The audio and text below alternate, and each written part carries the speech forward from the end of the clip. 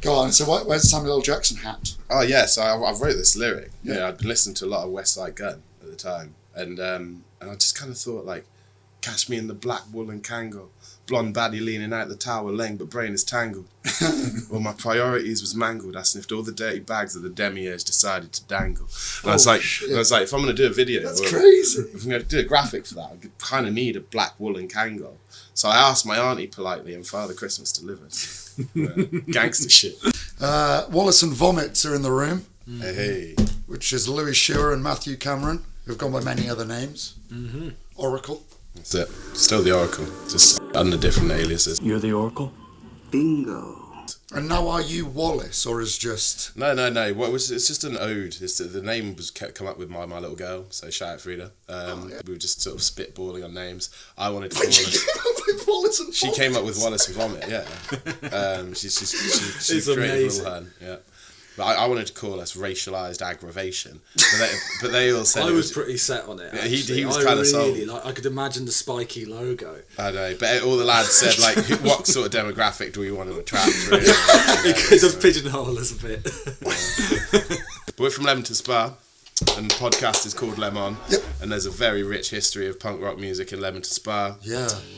You know, so we sort of take a lot of influence from that, a lot of influence from, you know, some of our favourite bands from the States. Yeah, we're here today. We've been writing loads of mean songs.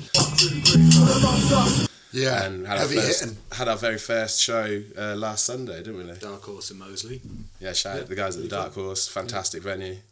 But yeah, we're Wallace and Vomit now, and in this world I go by Sean the Creep. Sean the Creep. Yeah.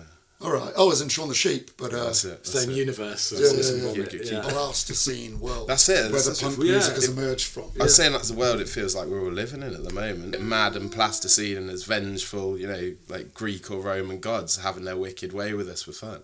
Don't want to get too political too early, but like what obscene fucking Demiurge, as we previously mentioned, just like, just give them Trump again. Do you know what I mean? Like they're just fucking with us at this stage, aren't we? So you got to be quite whimsical with it all. I think you got to do silly, satisfying things like, you know, making a punk band when you're in your 30s. Demiurge. We probably shouldn't spend too much time on that, but that is the evil, universal alternative to like a Christian god or a benevolent god that people also think might be the creator of the universe, right? That's a nice surmising of it, yeah. Just in case people think, Demiurge, what are we doing there? The Demiurge has existed in many different facets. It wasn't... I direct people to Dr. Justin Sledge on the YouTube channel Esoterica if you want to learn in depth about the Demiurge, who can speak about it a lot better than I can. Deep within the crucible of the molten philosophy and mysticism that would become Christianity, a daring, scandalous idea was bubbling to the surface, that our world, our cosmos, was a horrifying prison created by a malevolent mistake. The crafter or demiurge of the universe was not God, not even a god, but a nightmarish demon drunken with delusion, wrath, and jealousy. But it's existed in many different facets throughout society as a sort of, you know, example of Judaic mysticism and of the sort of pantheon of Talmudic demons. But yeah, it's a great word, and it seems like, you know, when the gods are potentially taunting you, it's just a nice thing to consider, isn't it? Like, yes, some people don't believe in God, some people do, but everybody who seems to believe in God tends to think that God is benevolent towards you, and I think that's quite a strange thing to presume, you know. Yeah. Actually, that can make you feel worse sometimes. God's real and he hates us all. God's forsaken me, why me? Yeah. I think most teachings always have an antithesis, even, you know, there's a God and a devil, there is always the... And the devil's usually part of the God. Like the destruction of order to chaos and then the rebuilding of the order eventually. When do we get the rebuilding in this context, though? Because I feel like we've had a lot of chaos. It does seem like it's on the precipice of final calamity, does it not? Which I think is a cool time for punk music to make a bit of a resurgence in the town. We kind of felt that. And there is a resurgence in the Midlands. It's kind of crazy. Like, I didn't expect it, because I started doing the No Peace nights like a few years ago, because my friend Kira decided to put something on in a skate park, and we had a load of punk bands come and play in the skate park. Sick. And I started doing them after that, Irish Club and the Fusilier. And I thought, oh yeah, cool, we're just putting on punk bands, and this seems a bit offbeat, but it's like what Leamington used to be like in like the 80s and 90s, and even when we were like teenagers. There were Just way when more until Kelly's closed, really. Yeah, kind of. Yeah. But I always recall stories of like big gangs of bikers dressed up as ladies being a very regular fixture. For, like, you know, that's from my mother's generation. There was quite a scene here, wasn't there? People were very liberal, very experimental, and there's a nice sort of. Yeah, your mum sort of remembers that time. My mum, R.I.P. Lynette, love you, mumsy. But she was, with a bloke who was in a band called The Shapes, who had a pretty cool album called Songs for Sensible People. Check them out. Yeah, prime Leamington Spa band. Nice. Other groups like Verucas as well. It's just nice to sort of have that sort of lineage. That and the Ghost of Crowley really fuels us at most of what we do, isn't it? Pretty much, yeah. He's always over us, and he's not let us leave yet. The Ghost of Alastair Crowley. Yeah, right. Okay, yeah. Well, he cursed Leamington and said, if you ever try and leave, you'll always come back. You know. He's a notorious troll. Who knows what he said? He bred a demon into Cleveland Terrace. It's definitely a like magical place, though, isn't it? Don't you feel like some sort of like mystical energy in the air in Leamington Spa? I think I ignored it for many, many moons, and now when I've returned, I've gone, yeah. There is some real magnetism here. And now I've been researching the water and the groundwater of Welbourneau, the aquifers. And I find that such a strange concept that we just sat on a sea. Like in the middle of the Midlands, we've just got a sea beneath this of salt water. It's like such a strange thing, and they were pumping it up, obviously. I know very little about this, but it's on top of like holy sites and abbeys and stuff. They have all these ancient groundwaters, don't they? That's all. Something interesting about that idea. The thing is, like, whenever I go down that sort of like spell of YouTube stuff, I always end up with Nazi shit within like 2 or 3 videos. Everything ends there. Fucking always takes me down the Nazi rabbit hole. Every conspiracy ends with Fuck you, Robert Sepehr. Robert Sepehr with your fascinating conspiracies. Took me ages to realise you were a Nazi. Because they were looking for a lot of mythical objects as well, weren't they? Yes. Everybody's just trying to write their own narratives that suit them. This guy, fucking Robert Sepehr, his shit was always ended up with like this warrior race of like really tall ginger lads. You know what I mean? Who just dominated everything. And he was like, that's what the Nazis were on about. That's his fetish. Yeah, but we stay well clear of that. We fully believe the Holocaust occurred. Yeah, the first time anyone's actually clarified that on the show. I'll back that. Just to make sure that we stay out of it. And it was fucking one of the most god-awful crimes. Terrible. We can't speak for the bass player or the drummer, by the way. This is just our... It wasn't necessarily worse than King Leopold II of Belgium, but it was still atrocious. Yeah. Jackdaw and Crowbar. That was another band, and you played with Crowbar, them. What's the deal with them? They're from Leamington. They're from Leamington. They're one of. They're not going to like that segue. To try and moving swiftly on. That's like a CIA technique, and I didn't pick up on it, and Matty did. Sorry. But Jackdaw with Crowbar were one of John Peel's favourites. R.I.P. again. R.I.P. Johnny Peel.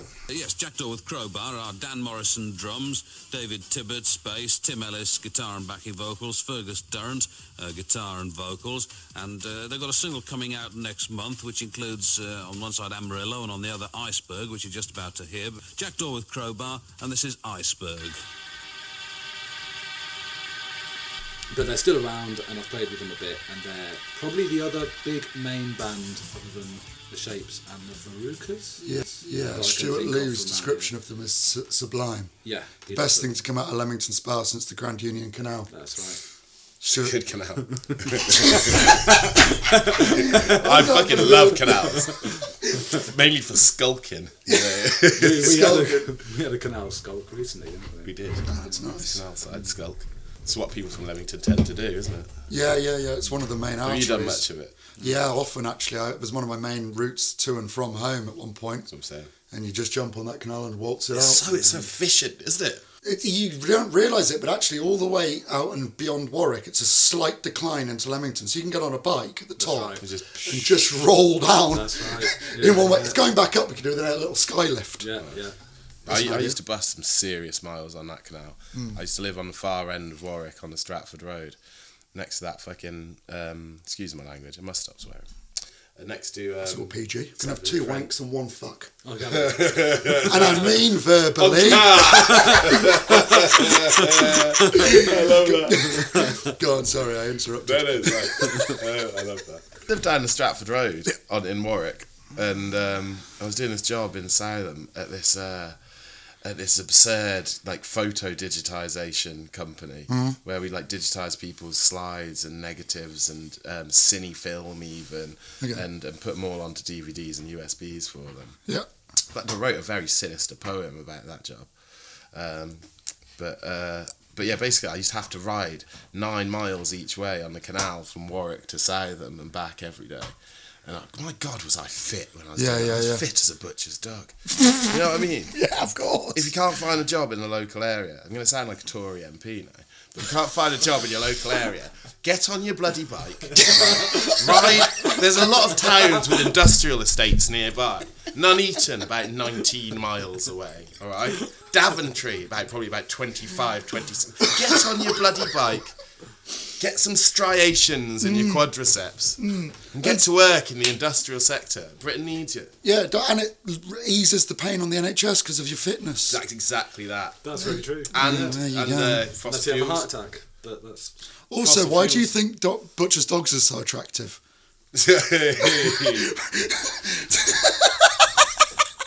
Well, why is it? You haven't been to the same butcher as me, he says. Well, why are butchers' dogs supposed to be fit? I've never thought that before. They're fit as a butcher's dog, just as a... It's a really good point. I mean, what why is the butcher's dogs... Surely the farmer's dogs the fittest running dog. away from the butcher. Whose dog's fitter? What, with the meat? It's stealing stealing the sausages and stuff. Yeah, but you wouldn't keep... You walk around town with a brand new hound and get head by Danny the dog thief. Oi! Okay.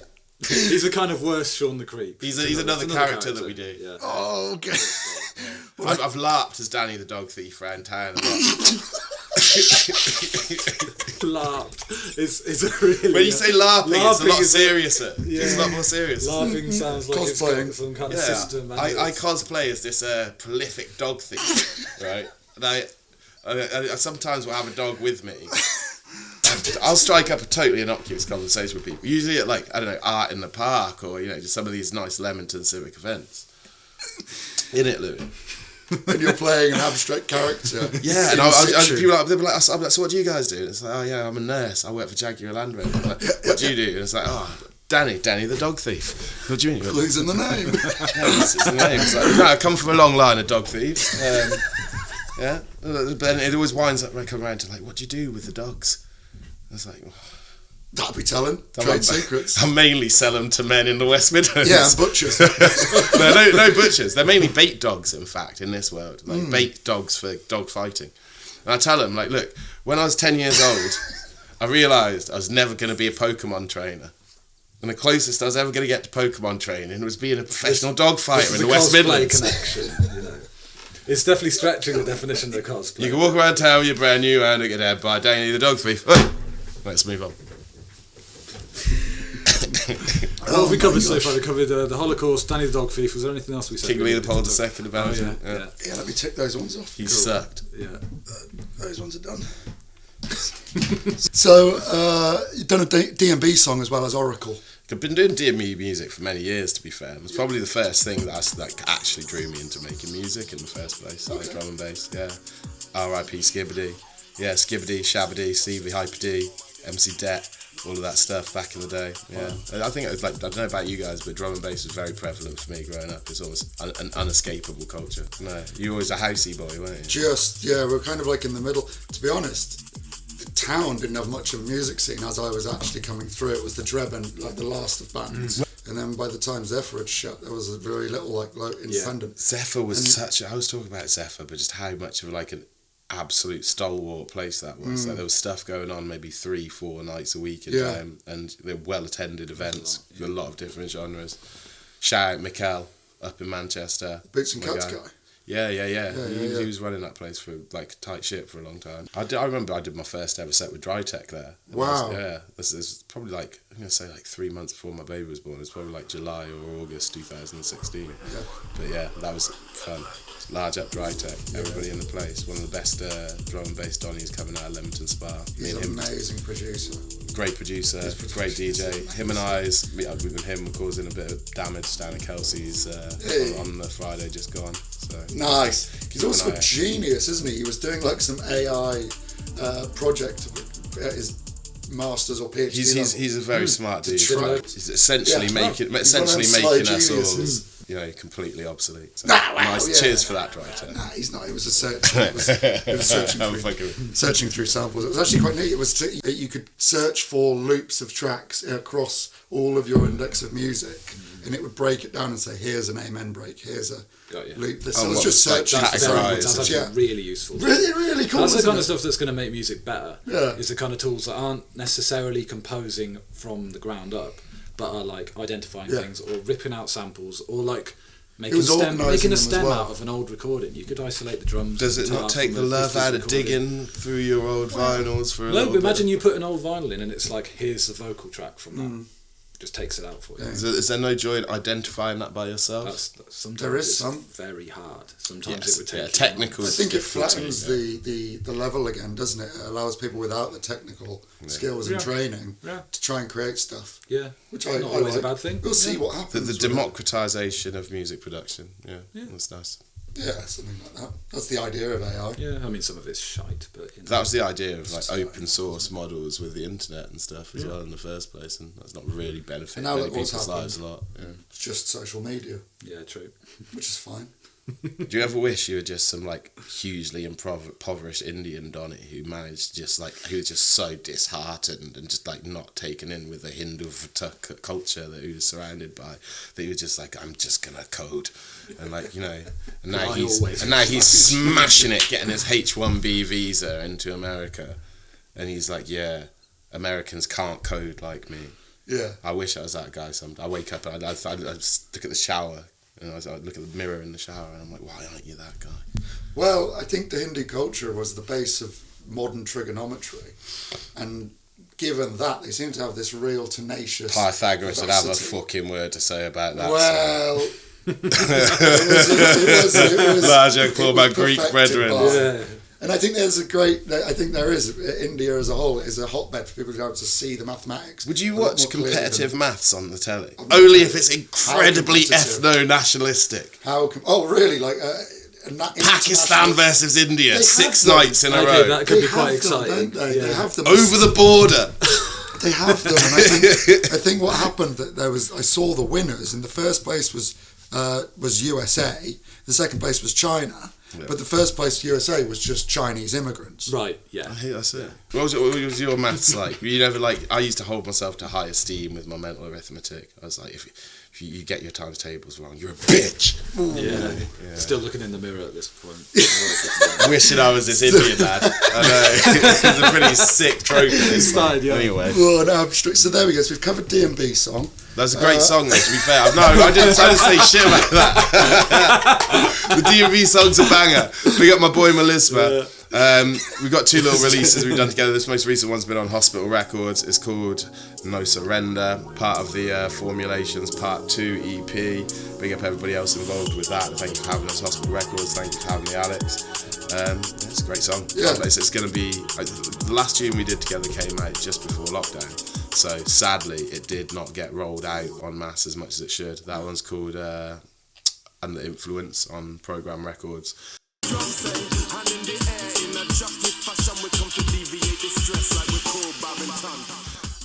was like 2019, 2020, that one came out. And yeah, I love making D&B tunes. So anybody who catches me on here, you like the sound of my voice, D&B producers, holler me. I got wicked hooks and little rolling 16s for you. Cool. Boom shit. There we go. I got a lot of plugs. A lot more easily. Yeah. So and then that next bit was why would you kickstart the band? Really, I mean, but you sort of mentioned heartache. It's always heartache. There's always a bit of heartache. Yeah. I only write good shit when I'm really miserable. Yeah, and it's been hard.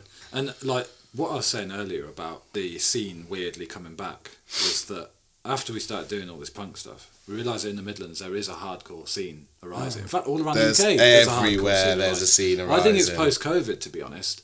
And I think people want to do stuff. Bit of a culture war, and people are quite angry, but also people kind of want to come together again. And people are also massively aware that there's so many cuts to funding in terms of actual opportunities to get in professional settings and professional venues. Everybody's way poorer. So we have to put on DIY shows. So we have to put on DIY shows, and everybody's expectation of production values is generally lowered a bit, which brings a lot more attention to music and the energy of the event itself. Actually, most of the hardcore shows I've gone to locally, in fact all of them, to be honest, have had a surprisingly great production value. Well, those amazing ones, really good. They sound loads great, of work in, and a lot of the money and time that goes into some bigger venues that are just closed down now is going into a DIY scene. But yeah, we've spent quite a bit of time in rugby over the last couple of years as well. So shout out all the guys in rugby. They're putting on a lot of cool stuff over there. It was the West Indian Centre was the first event I remember you bringing me over to over there. Grunk, that was a heavy one. Punk guys over there. Yeah. And Cov and Brum. We want to play all over the Midlands, to be fair. Like this is the hotbed, it's the industrial heartland of the country. It's very, very constructively restricted in its economic growth through the Tory government in the 1980s because they feared its potential for growth as a second power outside of London. Wow. Go and look it up. They massively restricted. Birmingham's becoming one of the second centres of commerce in the whole of Europe in the sort of early to mid 80s until it was stifled by planning policies. No way. Yeah, massively. There's a lot of it's the industrial heartland of Britain for a reason. We care about where we come from quite inherently. I think it shows a little bit in our music, and that's why we're quite so critical of aspects of Britishness as they get portrayed en masse in the media. It doesn't represent our version of existence too much, and if it sort of gets too much of an echo chamber around it and starts to become its own myth, then it's fucking fair game for a good pasting, I think, verbally, lyrically and sonically from Wallace and Vomit. What sort of topics are you touching on there that are currently... Fuck. Where do we start with that? I mean, so I'm just going to preface it, right? I've always had far out ideas for songs. I like writing songs that are a little bit potentially taboo, a little bit satirical, but also always with respect to the topics which I'm addressing.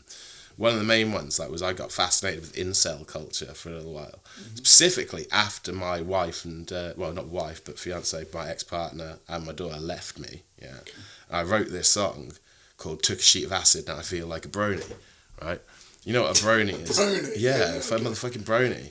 I've done my delving online. I have some idea of what a brony is. Yeah. It's just a full-grown man who's just into My Little Pony. Yeah, they go to conventions and shit. They're their own whole subculture, the bronies. Yeah. Tom York endorses them. Okay.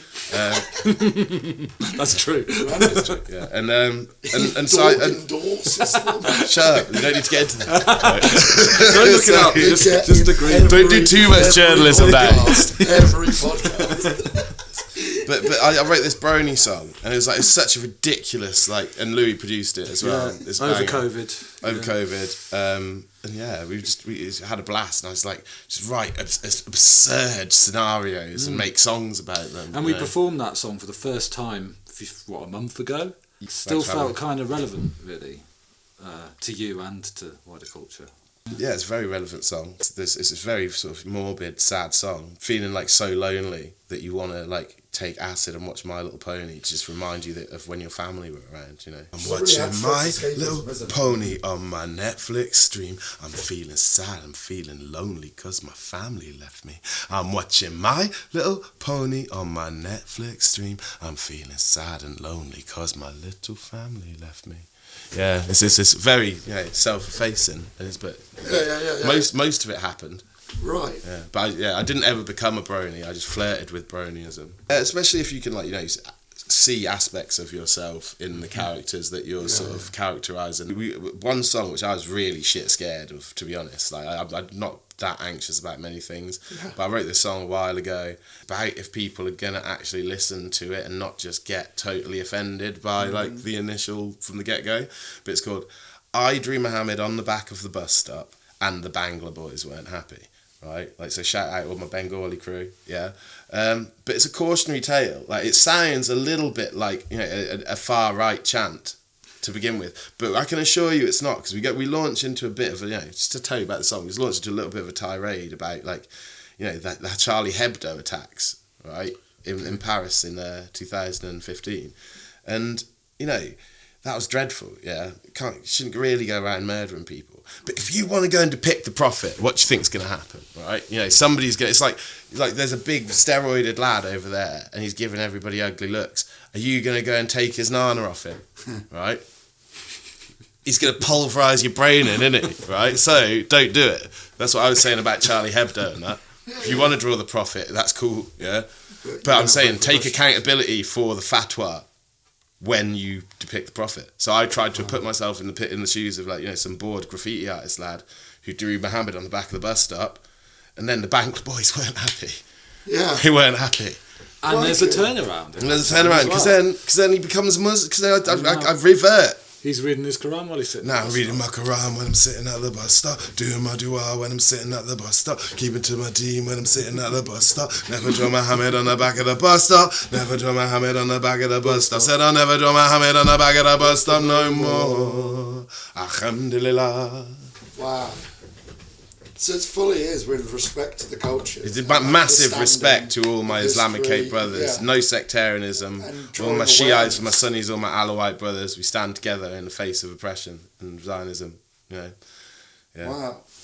That's remarkable. Because as you say, when you first hear it, I was just like, what? Why are they saying that? Yeah, but also, I think that's what we saw in the faces of the crowd when we announced the song. And you're doing it genuinely respectfully. Let's find an angle. You're not doing it. Not that respectful to, like, French journalists, but no. Or Salman Rushdie. Poor Salman Rushdie. I actually wish him no ill. He's pretty sound. Like, just some people. I do say, if you become, like, really big and you get a public image and that, someone's going to say something horrible about you, aren't they? Oh yeah.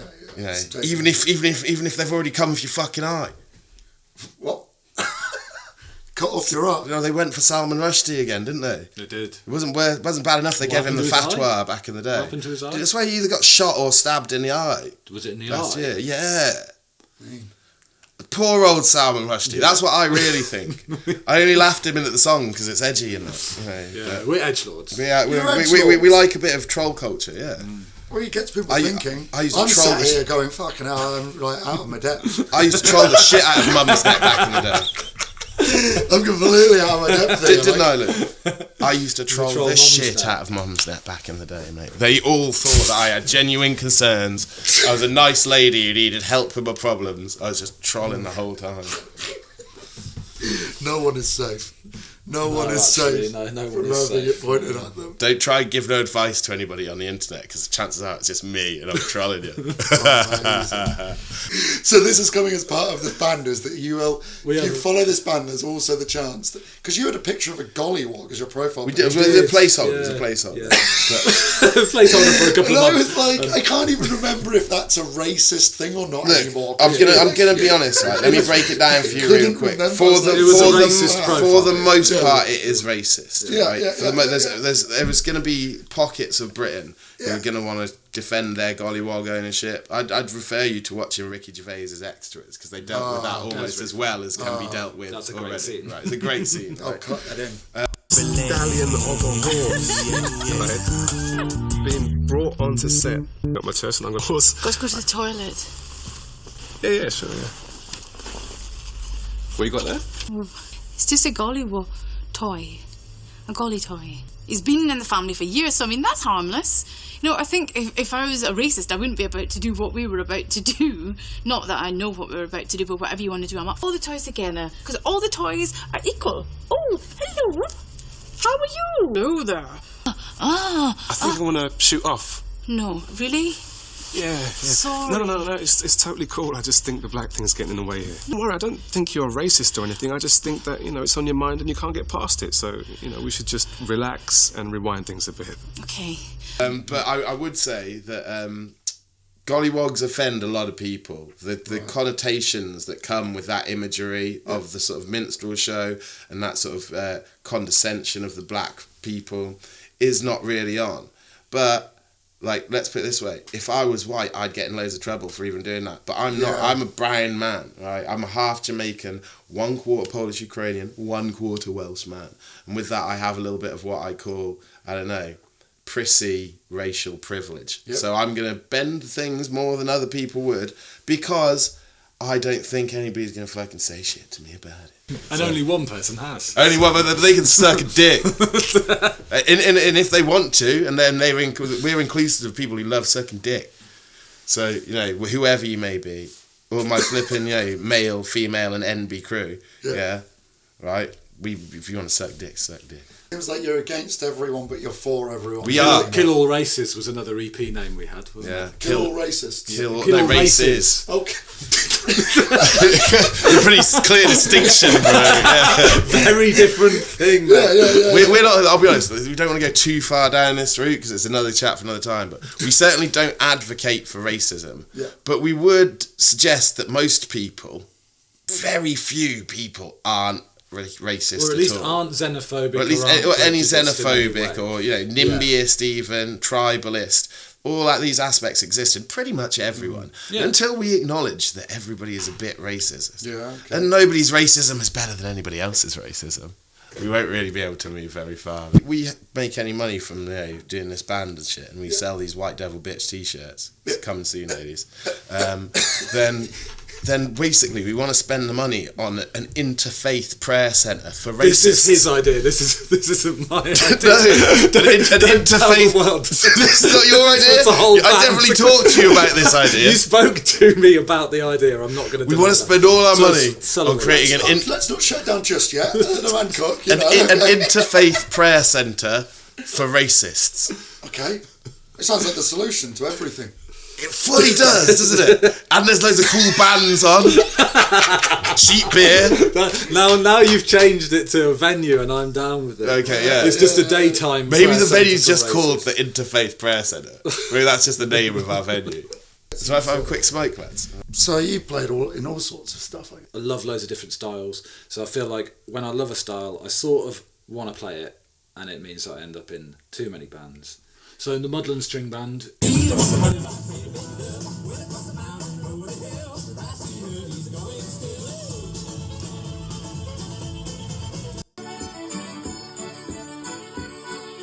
Yeah, played in Jackdaw before. Oh, did you? Yeah, used to play in them, do a bit of synth. Wow. I've known Tim for a very long time. Played loads of stuff with Matty, including the rap stuff, and kind of like a bit of session work as well, just like here and there. And is that your full-time kind of, yeah, music? Pretty much. Where did that stem from? Didn't want to do any other job. Right. I can't stand it. So you've been doing this since school? Yeah, I tried so many jobs, and there's great things about all of them, except maybe working at Sainsbury's. Actually, no, there's some good things about that. I just realised I can't work. I hate it so much. Right. I hate clocking in and going to work. Slowly started phasing out work, just making music, and now I'm skint, but I'm quite happy. Well, that's an interesting one to turn into. If you're going to try and commercialise it, go for the punk. It's not really. There's so little money in it. Yeah, in theory. Yeah. But also, actually, you might be right, because the way that a lot of artists get exploited now, if they're not a superstardom pop, is the best way is have that DIY and have an actual fan base. Yeah, exactly. Yeah, and then you can support. We're not going to get fucked over by anyone, or at least we're not in anyone's pocket. Yes. No, not at all. No, that's and I'd like to stay that way. Punk movement is sort of the embodiment of a lot of things which people are creating now. Loads of people are creatively expressive in whatever way. We just need a flipping outlet, don't they? And it's like it's being denied to more and more people the access to do that, housing conditions and stuff. It's not just the topics that a punk musician might talk about, it's also the night itself. Just the fucking loud energy, music, man, and the energy. It gives a lot to a lot of people. People are really grateful to you for putting it on, aren't they, to be fair? That's nice. I see everybody. The community aspect. Yeah. It's growing. How many events have you done now? No piece, probably like, I don't know, 5 or 6, maybe it's 7 actually, yeah. Where are you hosting them? The Fusilier at the moment in South Leamington, yeah. Awesome. Large up the Fusilier. Yeah. And they got a good little attitude. The landlady just kept banging on about county lines and the gangsters that roll through. Oh, really? We got a song called County Lines. Do you want to play County Lines? Let's fucking do it. Should we do it? Yeah. Oh, the perfect segue could have been written. That's a really good, yeah. She don't like, was it Siobhan? Siobhan, yeah. But yeah, me and her have had a colourful relationship, but she's always been cool. She's always let me back in, so she's safe. Yeah. I'm a half-bred blue. They busted up school. Learned the game when I was still young and tame. I'm a half-bred blue. I'm a rich man's running tool. I work all night and I ain't afraid to fight. The work is hard and the pay just ain't enough. My boss is a cunt. Come down when the revolution comes. Come down when the revolution comes, yeah. Come down when the revolution comes, yeah. Come down, come down, come down, come down, come down, come down when the revolution comes.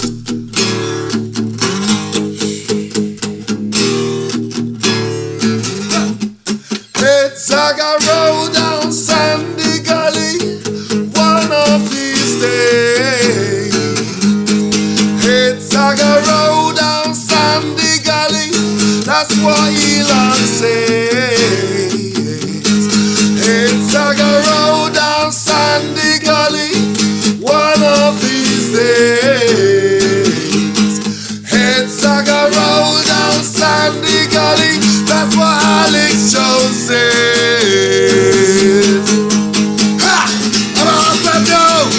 Straight off the school, learned the game when I was still young and tame. I'm a half-bred now, I'm a rich man's running tool. I work all night and I ain't afraid to fight. Work is hard and the pay just ain't enough. My boss is a cunt. Come down when the revolution comes, yeah. Come down when the revolution comes, yeah. Come down when the revolution comes, yeah. Come down, come down, come down, come down, come down, come down when the revolution comes. County Lines, thank you. That's fun. Yeah, well done. Fucking sick. Wow. So let's talk about some shit. It's been a pretty fun year. I've been doing a lot of I've been trying to get into the supporting artist world with a view towards doing a little bit more in terms of more significant roles, some guest stars, some more cons, etc. But cut my teeth. I've been in a few projects over the course of this year. Which ones am I allowed to mention? Which ones am I allowed to not? Gladiator 2 is out. So wow. I'm a Roman soldier in Gladiator 2, which is fun. Ooh. Had a 4-day boot camp over at a studio down in southwest London. And we essentially had to learn to march as Roman soldiers, learn to sort of wield our weapons as Roman soldiers, like sort of merge our lines, etc. And it's a really interesting thing. Very sort of camaraderie building, I suppose, between the different blokes who were down there. We started off with, I think, about 300 odd guys, and probably about somewhere between 180 and 200 finished, because they were quite strict with what was expected of you. Everybody was down in puddles in the dirt doing press ups if their company was late, etc., or having to take accountability for one another. Right. But that's, I guess, the sort of level that they set if you want to be involved in a Ridley Scott movie. Huh. I don't know what anybody else thinks about the movie. I thought it was pretty fun. Yeah, I went to try and watch it. I say the Marvelisation of the Gladiator world, People are saying it was unneeded. Probably it wasn't unneeded for his bank, was it? It was also unneeded for his bank. He needs more generational wealth. Not need more. We need to enrich these super directors more. He didn't need more after Gladiator 1. Everybody go watch Megalopolis, large at Francis Ford Coppola. Nothing's been proven in court yet. Nah, he's a douche. Fuck him. If you're watching, fuck you, Francis Ford Coppola. He's gonna watch this shit. Yeah. If we go after enough people and just tag them all, somebody will see it. Yeah, right. That's how you get viral. So. There's literally people going over to Korea and just offending people and getting beaten up. You see, that was his name, Johnny Somali. So we should be doing that. Of an American YouTuber who's been engaging in outrageous acts such as insulting the Statue of Peace and causing disturbances in convenience stores, recently went viral online and sparked the outrage in South Korea.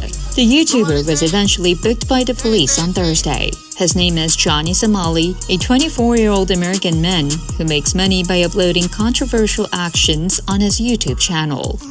So he was living in Japan for a while, and one night he gets drunk and he live streams himself putting on a fake Asian accent, and he starts saying racist things on the subway. Hiroshima and Nagasaki, we destroy it because you don't know how to behave. No, that looks like the worst thing to do. I think what we're doing is very reasonable and level-headed. We're being moderate provocateurs. Could you say they're making a career out of it? Oh, nice. I like that one. Oh. featuring any more films 2025 that you can't say? I guess you can't say, but you are in some. I'm busy from across January. Yeah, lovely. So that'll be fun. And you guys have got gigs going on. You got more No Pieces coming out? We do. 8th of February, No Peace. 8th of Feb. And then we got another show at the Dark Horse in Moseley on the 2nd of March, Sunday the 2nd of March, with Wallace and Vomit. Nice. Should have some solo stuff coming up as well as the Oracle MC. A little bit of hip hop and D&B stuff here and there. But no, we've been having fun. We've been really having fun with writing these songs and large up the other guys in the band. Like I mentioned them, Alex and James. Good to see you guys. We fucking love you guys. Nice fun. Louis, you're constantly playing, man. What you got to plug right now? More Louis stuff, more me stuff, solo stuff on.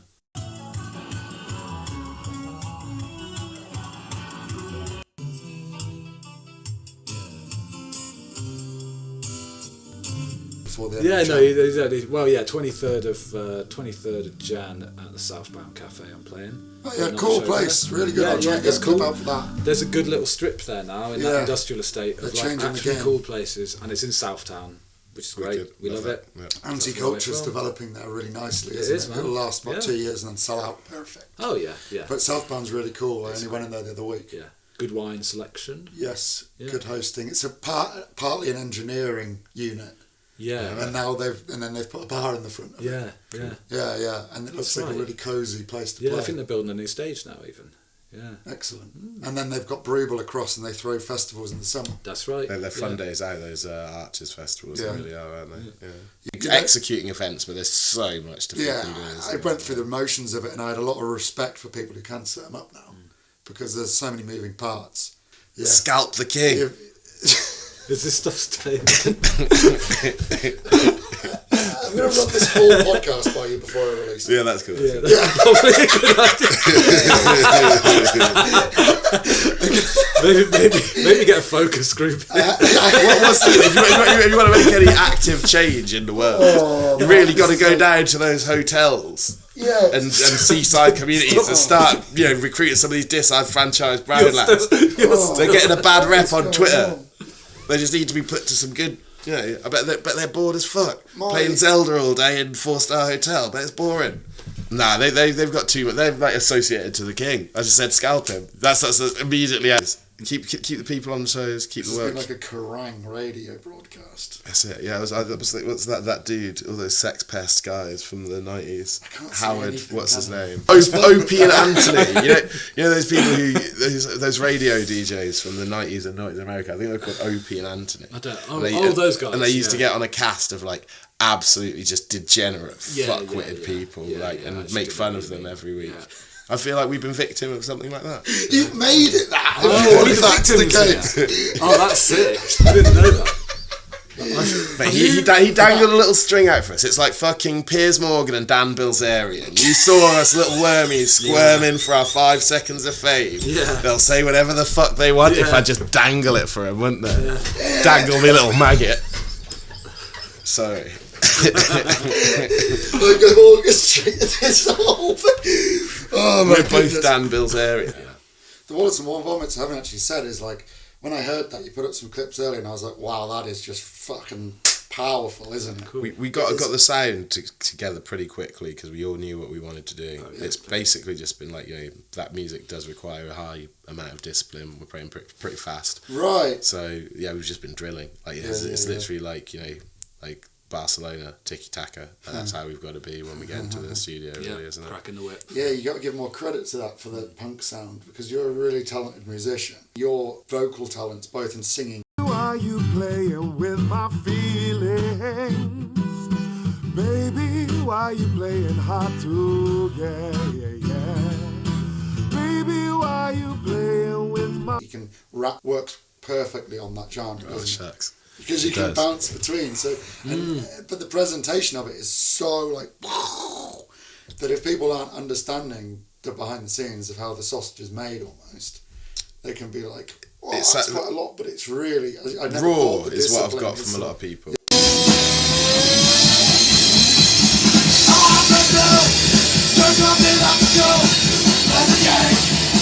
When I'm still young and tame. Powerful sound. Yeah, it is fucking dirty. And we've got a lot of influences, you know, like we love country music. Like one of our favourite songs to play is like a cover of Amos Moses by Jerry Reed, like, you know, the great gator hunting madman. They hunted alligator for living. It just knock 'em in the head with a stone. And yeah, it's, you know, that stuff.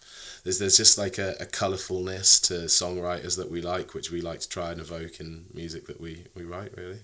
Perfect. I think that's a great way of closing it all. Yeah, nice, man. Do you want to have a little song? Yeah, good. Let's do it. Just one or two. Well, we could do Violent Swine. Yeah, let's do Violent Swine. I think we got some dream pop versions of punk songs just for alternative, like B-sides and shit. It's just something we've been fucking with in the studio. It's fun. 2 sausage rolls and a bit of pork pie. That's how an Englishman gets by. Flag of St. George flying with such pride. Beers for the colonised ones what died. 2 sausage rolls and a bit of silk pie. On a slave ship I felt so confined. Lying on the deck all covered in a flies. Tears of forgotten fathers in me eyes. 2 sausage rolls and a zombie knife. Penetrate your border, now we're coming for your life. I want a hair man with much less strife. Beers for his fatherless children and his wife. 2 sausage rolls and a bit of pork pie. That's how an Englishman gets by. Flag of St. George flying with such pride. Beers for the colonised ones what died. Never put your trust in a Englishman. A Englishman will see you hang. Never put your trust in a Englishman, 'cause the Englishman's the devil. Never put your trust in a Englishman. A Englishman will see you hang. Never put your trust in a Englishman, 'cause the Englishman in my trouble. 2 sausage rolls and a bit of pork pie. That's how an Englishman gets by. Flag of St. George flying with such pride. Beers for the colonised ones what died. 2 sausage rolls and a bit of pork pie. On a slave ship I felt so confined. Lying on the deck all covered in a flies. Tears of forgotten fathers in me eyes. 2 sausage rolls and a zombie knife. Penetrate your border, now we're coming for your wife. Wanna hurt a man with much less strife. Beers for his fatherless children and his wife. 2 sausage rolls and a bit of pork pie. That's how an Englishman gets by. Flag of St. George flying with such pride. Beers for the colonised ones what die. You're right, mate. It's good. It's a fun song. I do love that one. I actually wrote that as I was having 2 sausage rolls and a bit of pork pie for my lunch. So, you know, as much as people think I'm hating on gammon culture, I'm not. You know, I'm not separate from maybe. I'm a pretty gammon bloke. Do you know what I mean? You can be gammon and just like, you know, not blame the boats for everything. That's what I'm saying. Too right, man. Nothing wrong with being gammon. You got to appeal to Middle England if you want to achieve any real change, don't you? And it's really nutritious as well. It's got a lot of selenium in it. Yeah, I live off pork and potatoes. You can tell.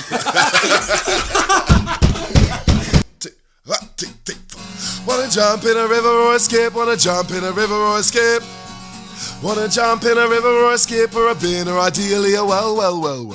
Wanna jump in a river or escape? Wanna jump in a river or escape? Wanna jump in a river or escape, or a bin, or ideally a well. Wanna jump in a river or escape? Wanna jump in a river or escape? Yeah, wanna jump in a river or escape, or a bin, or ideally a well. Wanna jump in a river or escape? Wanna jump in a river or escape? Wanna jump in a river or escape, or a bin, or ideally a well. Thank you. Pat yourself on the back, Cleo. That was great. Right. We've been Wallace and Vomit, and it's been a great pleasure to be here. Lemon, the wickedest podcast in Leamington. Oh, you'll like this lyric before we go. Check out my pecs, boo. I'm with my bros sipping on a Beck's Blue, trying to figure out which one the little mix I want to get next to. I like the one that always cries a lot. I'm doing cable flies a lot, but I can't even find a thought. Causing upset on mum's net, just looking for a dumb scat to deal with all my regret before the great reset. And I ain't even done that. Use that tongue to lick my shit before I come scat. Push, pull legs, push, pull, black pill. I like to lift weights and my rhymes are kinda ill. There once was a time I was popular and handsome. I took a black pill and wrote the gym cell anthem. You're